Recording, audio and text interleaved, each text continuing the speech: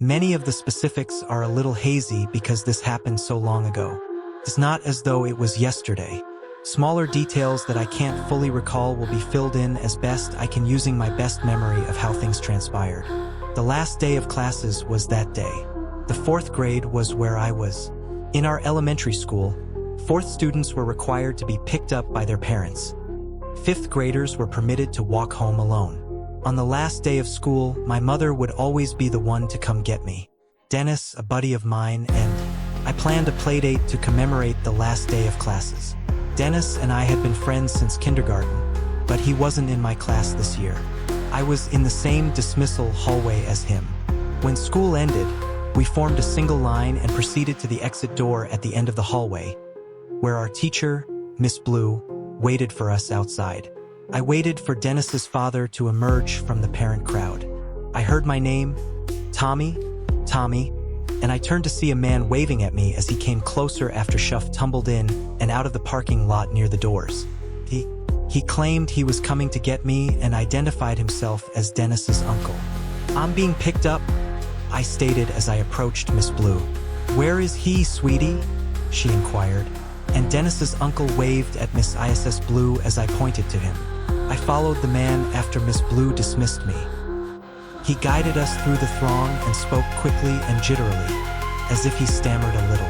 With my bag on, it was nearly impossible to keep up with him because of how quickly he was walking.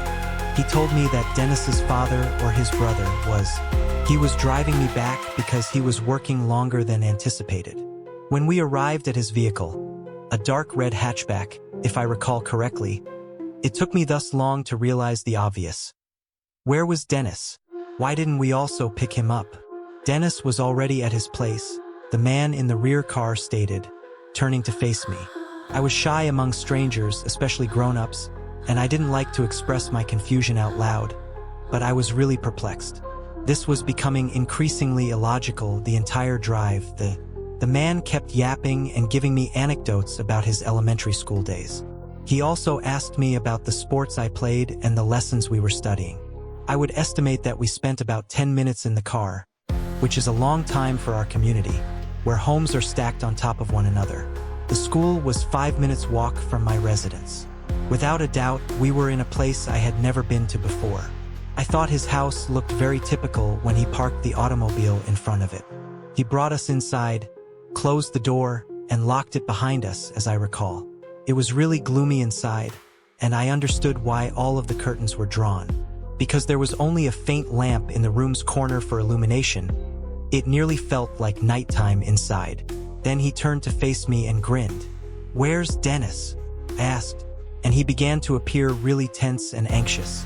"Oh, I think he's downstairs playing video games," he said. "Please wait here."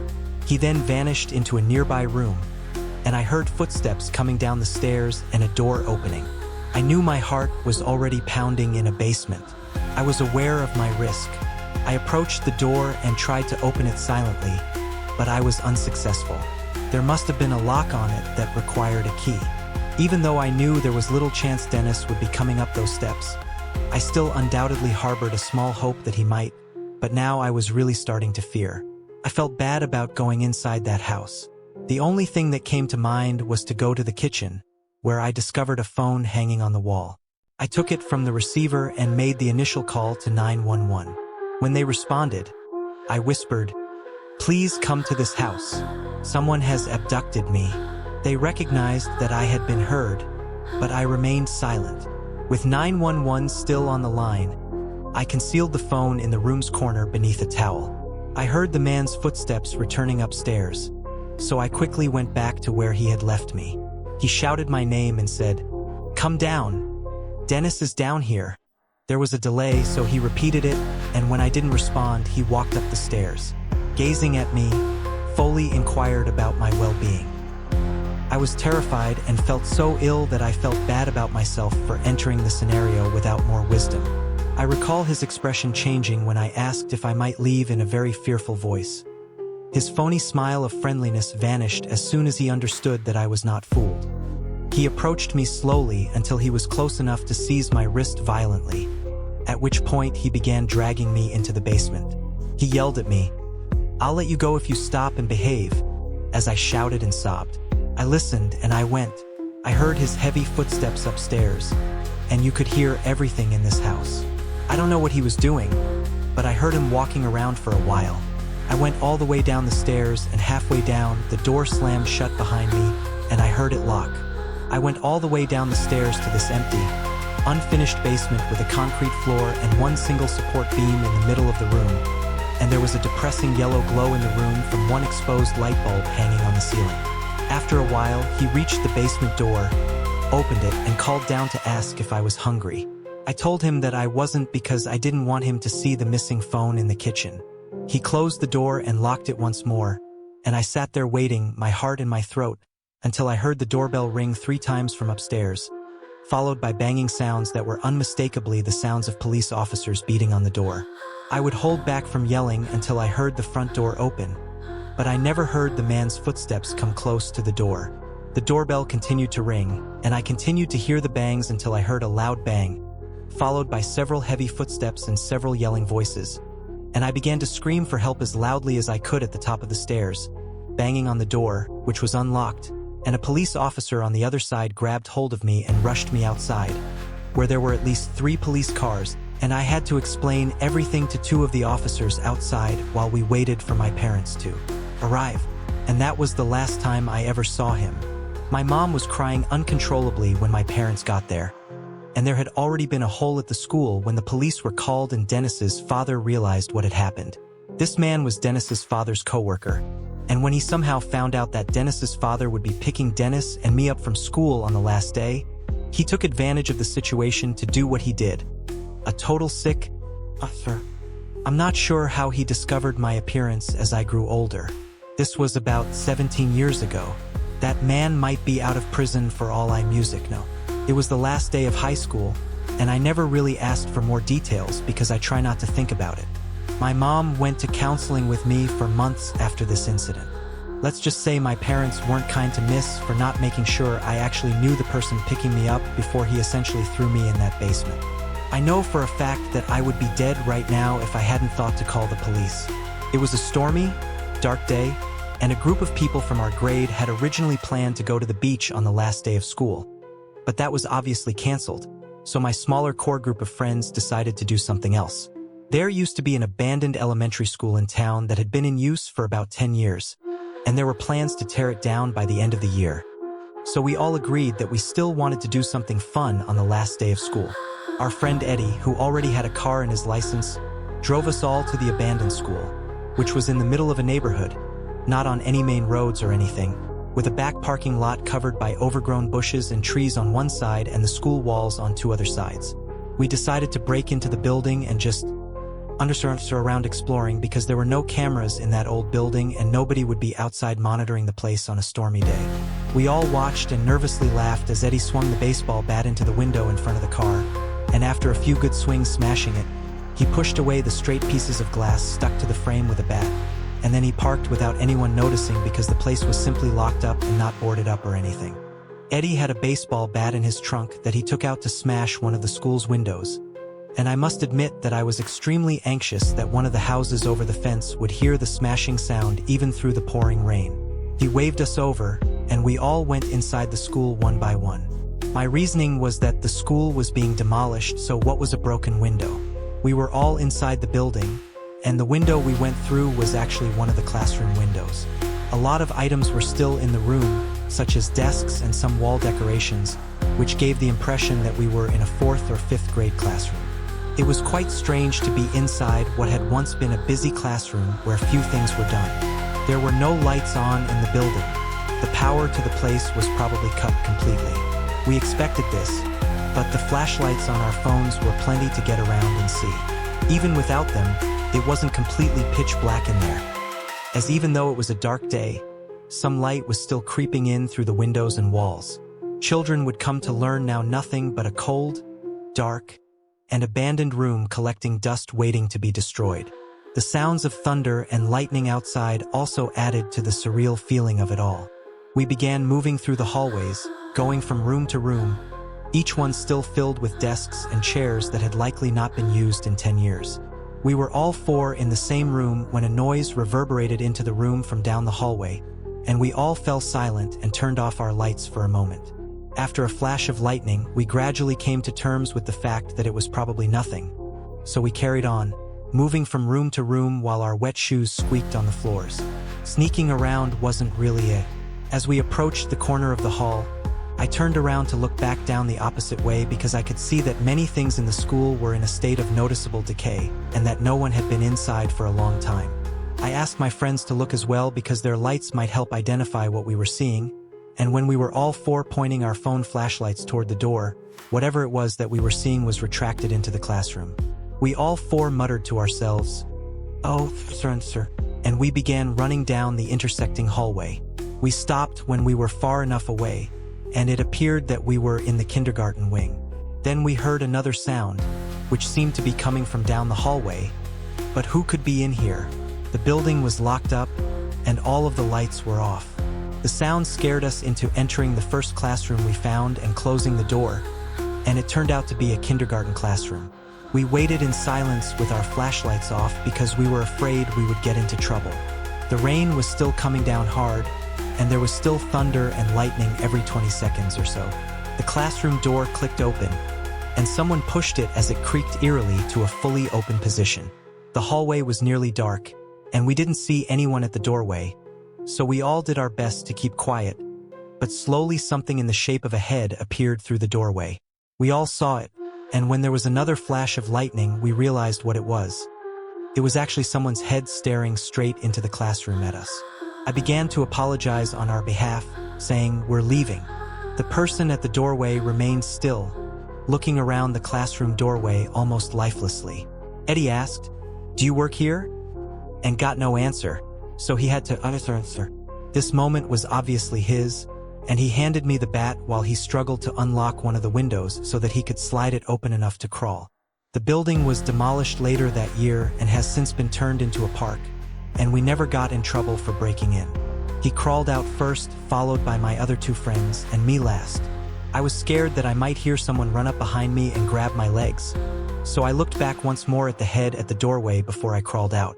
After I was out, I ran to catch up with my friends, who were already making plans to return to Eddie's car, and we never looked back. We don't know if that was a random person or some sort of employee, but it was really creepy behavior on their music part. I took a chemistry class as a freshman in college, and it was really hard for me. The tables were set up in groups of 4, and I sat at the middle table on the left all the way to the end. Next to me was a guy named Zach, who was really awkward and gave me the vibes of a Reddit moderator. He was about 5 feet 8 inches, a little overweight, and had a I think he was just good in school overall, but he had an ugly, patchy beard, and he knew his stuff in chemistry. When he realized I was terrible in class and I would ask him for help, we started talking in a fairly friendly way, and he offered to do my homework for me, even letting me cheat off him on tests. I never felt flirtatious with Zach, but that might have been because he was too awkward to flirt in person. He finally asked for my number so that he could send me homework-related materials, and I gave it to him. Tun didn't seem threatening. He just seemed a little withdrawn. On the last day of class, Zach did something wholly unexpected. He asked me if I wanted to go on a date with him after class. Our personalities couldn't be more different, and I didn't feel at all attracted to Zach, but he helped me maintain an A throughout the semester, so I had to politely decline. I pretended that I was going to Miami for the next few weeks and wouldn't be around, and he immediately responded, "What about when you get back?" I thought that 2 weeks was a long enough time for us to not see each other, so I said, "Yeah, I could be around," or something like that, and he nodded his head in agreement. From this point on, the rest of the day was really awkward for me.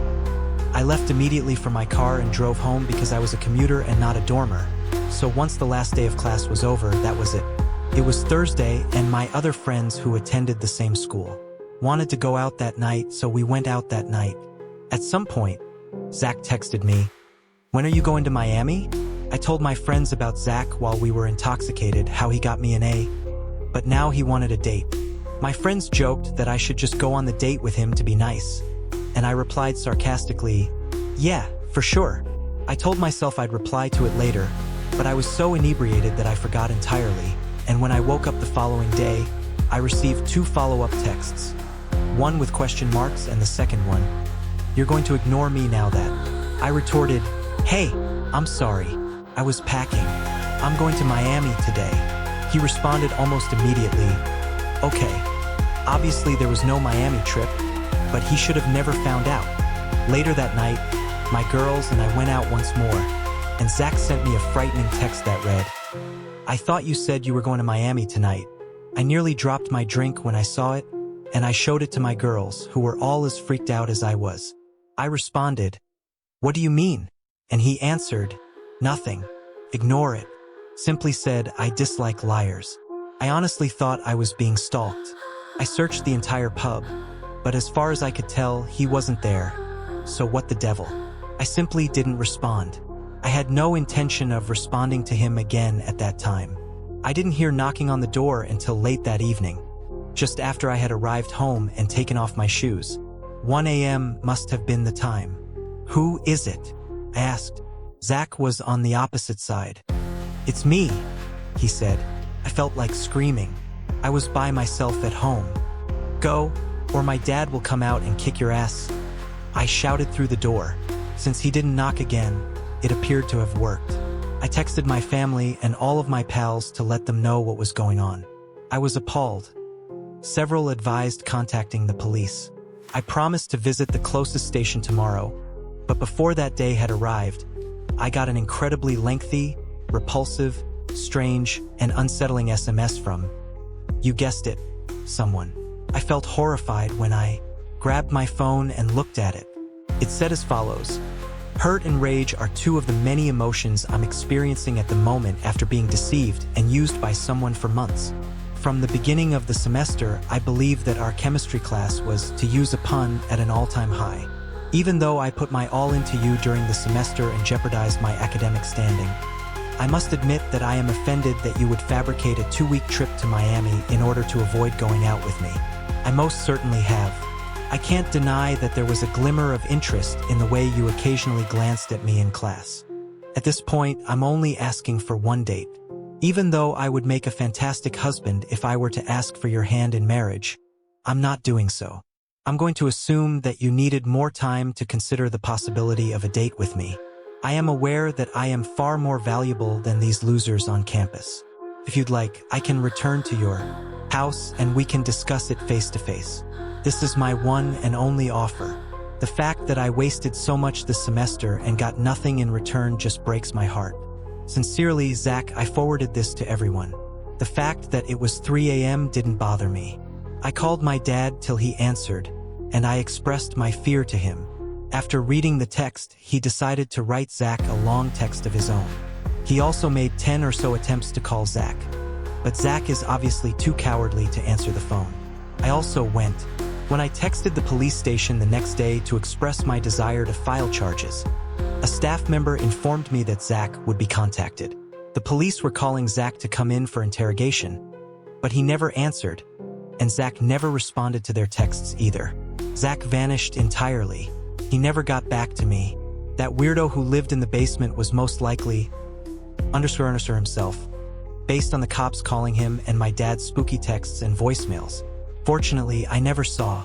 I can say that I understand what it's like to deal with a real stalker, although I haven't seen him on campus again or anything.